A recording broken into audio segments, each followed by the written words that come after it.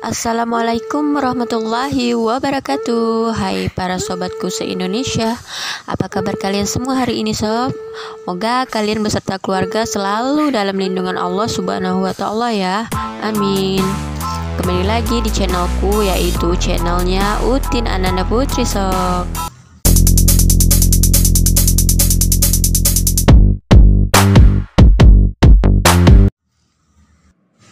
Tapi sebelum lanjut, klik dulu dong tombol subscribe-nya dan hidupin lonceng notifikasinya juga ya, agar kalian selalu tahu kisah-kisah seru berikutnya saat aku membuat cerita-cerita baru. Oke, next. Kali ini aku mendapat cerita nyata, yaitu cerita ini aku dapat dari narasumber, maksudku yaitu adikku sendiri narasumbernya. Aku mendapat cerita ini dari adikku yang nomor 4 sob. Sebenarnya aku mempunyai 5 orang adik. Kami 6 bersaudara dan aku anak pertama. Nah, entah mengapa adikku yang nomor 4 ini agak beda sob. Semenjak dari kelas 1 SMP, adikku ini suka tiba-tiba melihat hal-hal yang aneh seperti makhluk halus, begitulah pokoknya. Sebenarnya ada adikku yang lain juga sob, yang nomor 2 sama nomor 3 itu juga kadang suka melihat makhluk-makhluk aneh ya, seperti itulah pokoknya ya. Tapi yang paling sering mengalami hal-hal aneh seperti ini adalah adikku yang nomor 4 ini sob. Dan dia sekarang udah duduk di bangku kelas 2 SMK ya, bukan SMA tapi SMK ya sob. Namun semenjak dia duduk di bangku SMK ini sob, entah mengapa semakin sering saja adikku ini mengalami hal-hal yang mistik dan lumayan menakutkan ya menurutku. Nah, pada saat itu subuh sob, pas bulan puasa kemarin lah, tiba-tiba adikku ini datang ke kamarku. Katanya dia ingin tidur bersamaku aja. Aku heran dong, kenapa adikku ini mau tidur di kamarku? Karena biasanya kan adikku ini suka banget tidur di ruang tamu.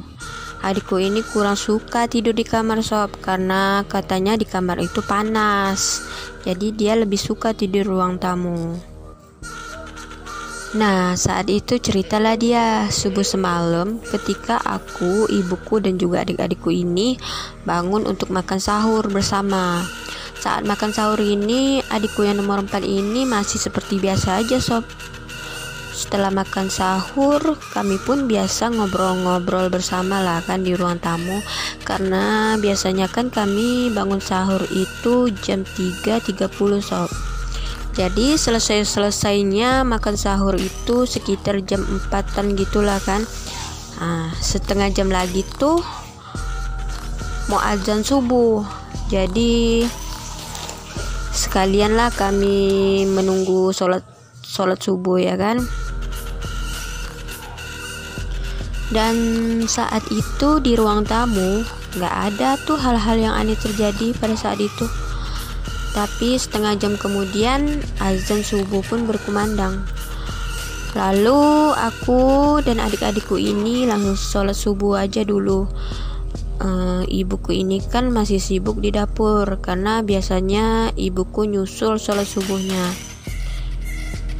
Dan kami biasa sholat itu di ruang tamu sob, dikarenakan separuh rumah kami ini lagi diperbaiki. Jadi hanya ada 2 kamar tidur dan ruang tamu aja dulu yang bisa kami tempati, serta ada dapur yang agak kecilan lah. Jadi nggak mau kami sholatnya di ruang tamu. Oh ya, saat itu ayahku lagi kerja jauh. Jadi di rumah hanya ada aku, ibuku, dan adik-adikku aja. Setelah kami selesai sholat berjamaah di ruang tamu, lalu kami masuklah ke kamar masing-masing. Tetapi adikku yang nomor 4 ini tiduran aja di ruang tamu sambil main HP-nya sob. Lalu sekitar beberapa menit dia tiduran sambil main HP-nya itu, tiba-tiba dia merasakan sakit di ujung kakinya, seperti ada yang sengaja mendudukinya. Ia pun hanya melirik sedikit. Dari ujung matanya dia melihat ada orang berpakaian putih seperti memakai mukena. Lalu adikku ini berpikir, mungkin itu ibu yang sedang sholat dan gak sengaja menduduki ujung kakinya. Karena kan tadi ibuku belum sholat ketika kami sholat duluan tadi. Nah, dia pun cueklah kembali melihat layar HP-nya. Tapi kembali dia heran, kok kakinya ini semakin sakit. Orang yang menduduki kakinya ini enggak pergi-pergi sob. Maksudnya enggak beranjak-ranjak dari kakinya, malah semakin kuat menduduki ujung kakinya itu. Saat itu langsung aja adikku ini melihat dengan setengah duduk. Tapi astagfirullahalazim, dengan mata yang tegang dan mulut yang menganga, tapi hanya bisa merintih menahan sakit di kakinya ini, tubuh adikku ini pun kaku sob, seperti terhipnotis, mau teriak, lidah dan tenggorokannya seperti keluh. Ternyata dia melihat sesosok pocong sob. Dengan santainya si pocong ini menduduki ujung kaki adikku ini. Pocong itu seperti berumur manusia berumur 13 tahun. Namun mukanya ini gak mau dilihatinnya. Hanya bundelan-bundelan kain di kepalanya aja yang menjuntai. Otomatis adikku ini pengen dong kan yang namanya teriak gitu, tapi gak bisa. Tenggorokannya seperti terkunci sob.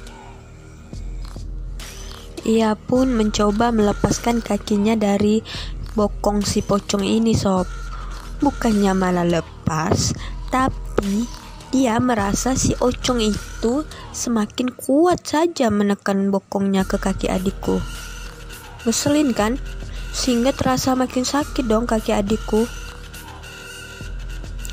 Dengan santainya si pocong ini gak mau lari lagi. Geram banget kan sob dengernya. Udah dudukin kaki orang, belagak bego lagi, gak mau lari. Sengaja dia mau nakutin manusia di bulan puasa tuh. Ih, rasamu ku bacok tuh pocong. Padahal kan di situ ada kursi. Duduklah di kursi.